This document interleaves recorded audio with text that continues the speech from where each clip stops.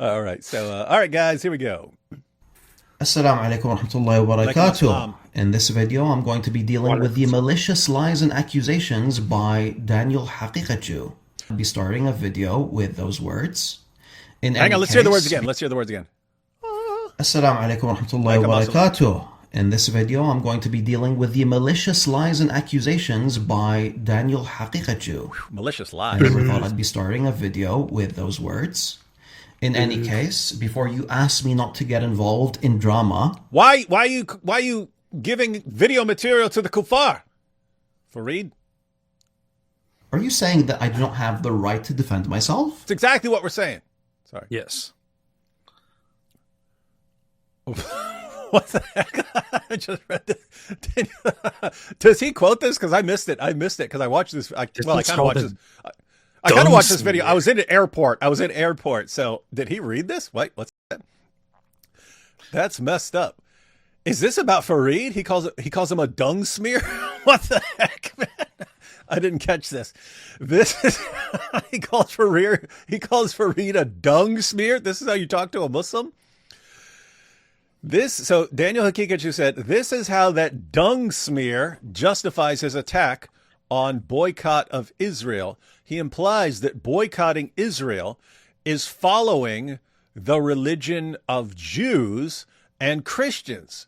I think he's actually talking about, so he's saying Rabbi Faris. He's actually talking about this Imam Faris al-Hamadi.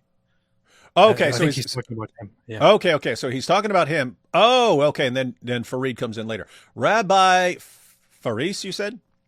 Yeah. Rabbi Farid. He insultingly calls him rabbi because he accuses him of being a Jew. So, guys, just to be clear, he's not talking about a Jew. He's talking about a Muslim. Yeah. But he calls him Rabbi Faris because that's just how you would insult someone. Rabbi Faris and his devoted lackeys, Jake and Farid, need to be written off as the vile Zio agents they are.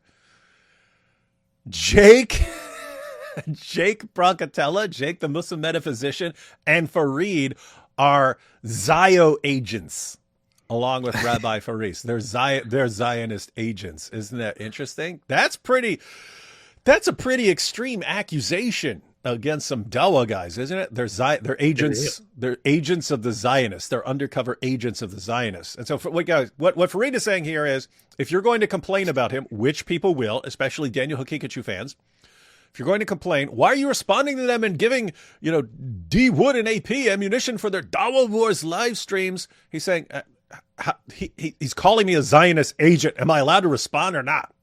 Am I allowed to respond to this or not? Guess what? I'm with Farid on this one. This is a situation where even if we're going to point to it and make fun of it or something like this and talk about Dawa Wars, you would still have to respond to stuff like this. Are you saying that someone gets to call me a Zionist agent and I can't defend myself? Yeah. No one gets a free pass to call me a Zionist agent, especially now during a genocide. There will be Palestinians that are watching. Why are you a Zionist agent, Farid? I'm just joking. To be clear, I do not believe Farid is a Zionist agent, and I believe that Daniel saying something like that is extremely, extremely messed up and shows something about Daniel. And to be fair, in complete honesty, Farid is entirely justified in responding to something like that.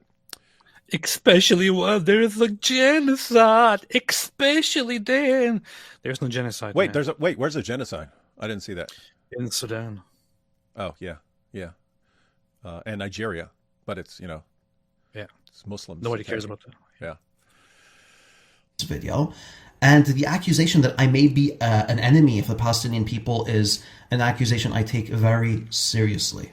You have two main issues with this video, and I'm going to address them before I even start. So, hang on. I have to say, Farid, so think.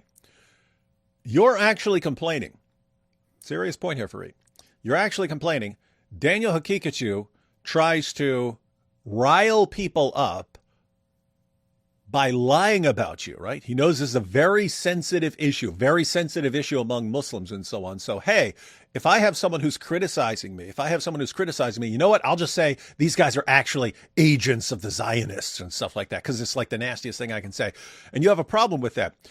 So, Farid, why wouldn't you also have a problem with Allah when he tries to justify attacking Jews? Says, yes, this is because they worship Ezra and they call Ezra the son of God.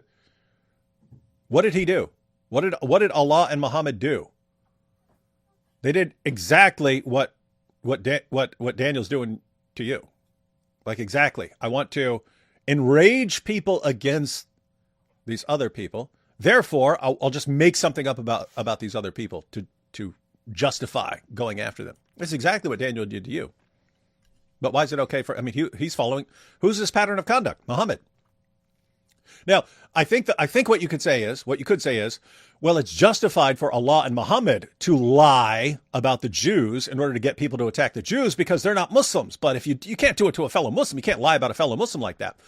But how would you defend that? Why not? I mean, if he views you as an enemy and so on, and you see what your pattern of conduct Muhammad did when he had enemies, I don't know.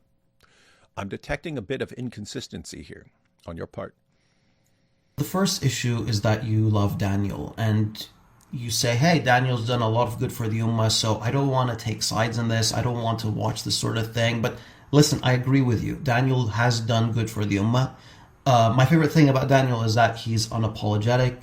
That's given a lot of young Muslims the ability to be unapologetic as well. And I appreciate unapologetic about what primarily? AP, marrying children, having sexual intercourse with children. That's what he's unapologetic about. I am very happy that Daniel Haqiqatjou, our brother Daniel Haqiqatjou, is very unapologetic about having sexual intercourse with little children. Great, man. Guys, that's it, right? You had all these guys for a long time. No, Muhammad didn't do that. Or no, that was just for that time. Daniel just comes out, of course we can bang 4-year-olds. What? And you got Farid here. He's doing great things for the Ummah, teaching Muslims not to be ashamed of their desire to bang little kids. What is this religion, man? What is this religion? Oh, boy. And he has done really great things, teaching young Muslims that it's okay to defend pedophilia. He has given lots of Muslim brothers the comfort to freely be attracted to and to have sexual intercourse with little children. And for that, we love him. For that, the Ummah is proud of him, and we all thank him. But I cannot tolerate calling me a Zionist agent. If you're talking about banging kids, yes, we're all on the same side of that issue. But insulting me? Oh, how dare you? That's the end of everything.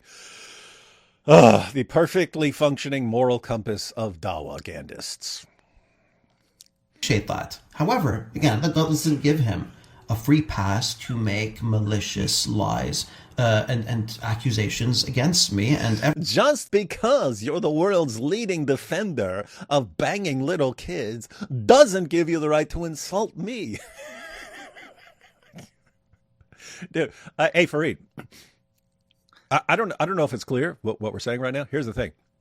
If you took a person and this person could, A, promote sex with children to tons of people around the world, or B, insult me, and you said he's got to do one of these things, pick one. I would say insult me all freaking day, but do not promote sex with kids.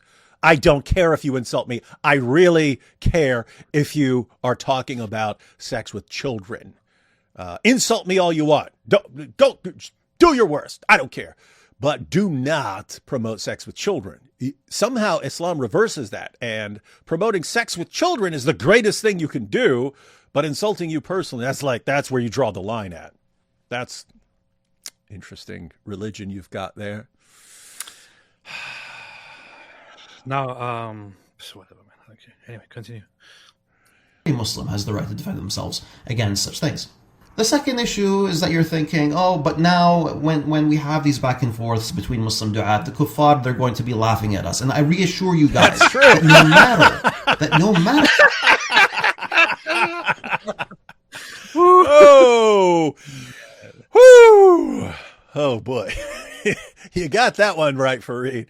Oh boy, you definitely got that one right. Every time I think that everything Farid says is factually incorrect, he says something absolutely correct and brilliant. So here we go. So he was right. He was right. He's a prophet. You're a prophet, Farid, a greater prophet than Muhammad, because you got more things right than he did. I backed it up a little so we could hear that awesome part again. Themselves against such things.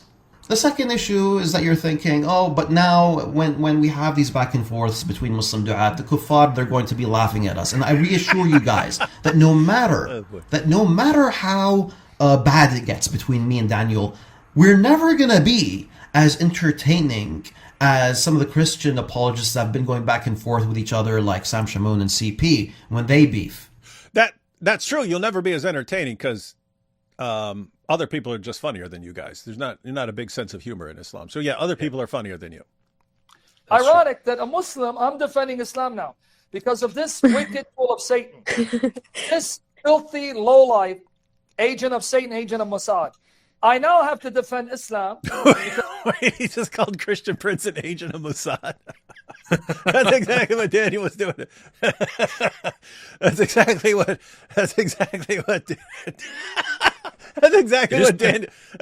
Daniel did to Farid. He said you're a Zionist agent, and then it's kind of funny that Sam Shamoun and Daniel Haqiqatjou go into the same direction when they want to accuse somebody of something. Yeah, and probably that's why Farid picked this clip to be like, hey, look, it's the exact same accusation there. He's defending with a difference here. Because so Sam is saying because Christian Prince is defending the Talmud, so. That's what we're talking and about. With a difference here, which is that Sam Shamoun is not actually openly anti-Semitic. He doesn't hate Jews, whereas Daniel Haqiqatjou is. He's in love with Netanyahu, who was in love with his mother. And what makes it more funny, I mean, look at the title. I mean, look at the thumbnail he did to himself. Farid is right. Farid is right. This is funny stuff. I mean, sad, this is somebody would insult you. Sad because these two are legends when they're blasting away at Islam, absolute legends. But here's the thing, and I pointed out before, and this is what I was talking about with like the Daily Wire and personality types and stuff. Like why I didn't think I was impressed that the Daily Wire was able to last as long as it did. Because I've seen this in like the counter jihad community, the people who focus on exposing and criticizing jihad. You'll see two of them work together for a while, and then like 2 years later they won't work together, and it will turn out they had a disagreement over something and they couldn't work together. It's a personality type thing. The people who like aggressively respond to stuff that's threatening them with death and so on are people who don't back down from things. Like they're ready to dial up. They're ready to dial up as much as they need to deal with whatever's coming at them. But guess what? If you get multiple people like that together, it's not going to last because they will eventually disagree on something and neither one of them is going to back down. And they'll end up, and they both have the personality where you go to war over this. I have that personality. I'm kind of aware of it. So I try to, it's funny because I actually think of it like philosophically, it's in Plato's Republic. And there's a part where they want to make like the best soldiers in the world. And so they're coming up with a plan for how do we have the soldiers who are the most just brutal soldiers in the world, the greatest soldiers who ever lived. And it's like, how do you raise these people to become the best fighters, the best soldiers in every way and so on, without them eventually just taking over? Because they want soldiers who are like super aggressive, completely fearless and so on. And you're going to condition them their entire lives to be the ultimate soldiers. So they're saying, hey, you've got an aggressive army. What could possibly keep these guys from just saying, you know what, let's take everything, let's take over? How do you do that? And so Socrates is saying, on the one hand, we want people who are extremely loving and gentle to their own people, but extremely aggressive and hostile towards the opposition. How do we have extremely gentle nature and friendly combined with just brutal warriors and fighters who love conquering and so on? How do you have those together? And they almost give up. Socrates at that point almost gives up. And then he realizes, wait, those two natures can go together. And I know those two natures, on the one hand, being gentle towards your own people, but being really aggressive towards people who are a threat to you, they can go together. And he gives the example of a dog. He says you'll have a dog that you can trust to be completely, to lay down its life for a child in your family or something like that. But anytime someone else is coming, it gets really aggressive and so on.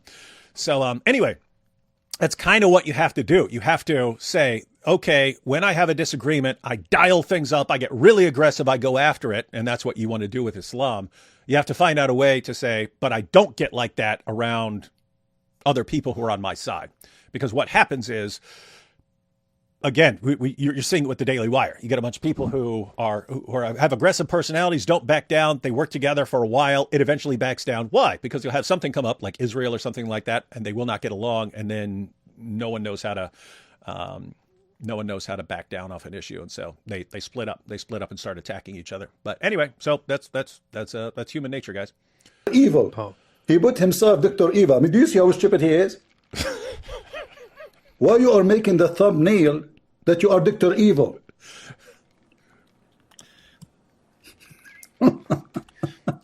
It's funny because he's calling him stupid. It's a terrible argument. Neither one of these guys is stupid, ladies and gentlemen. You can say anything else about it. They're not stupid. By the way, for some more funny clips What's up? Nothing. First. Between Sam and CP, then I would recommend watching these two compilations that I've previously uploaded.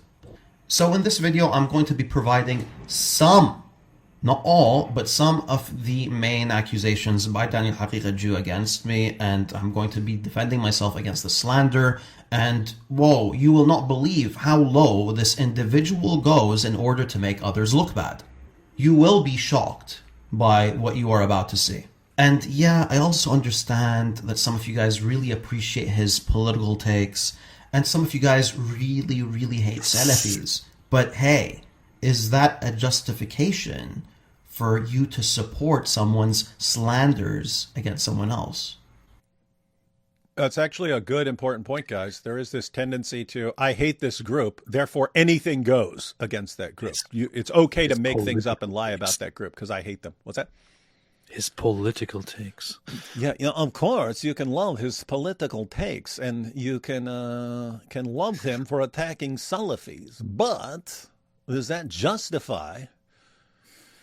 And I have to say, I've seen the back and forth where they're calling each other liars and stuff like that. But until I watched this video yesterday, I didn't know how bad it was. So I'm usually not paying attention to it. But this is extremely messed up stuff. Extremely messed up. So, line number one, Haqiqatjou claims that there's this multinational psychological operation against him, and that I'm linked to it. And line number two is that I'm linked to Unit 8200, which is an Israeli intelligence unit. He even gives a specific unit that Farid is linked to.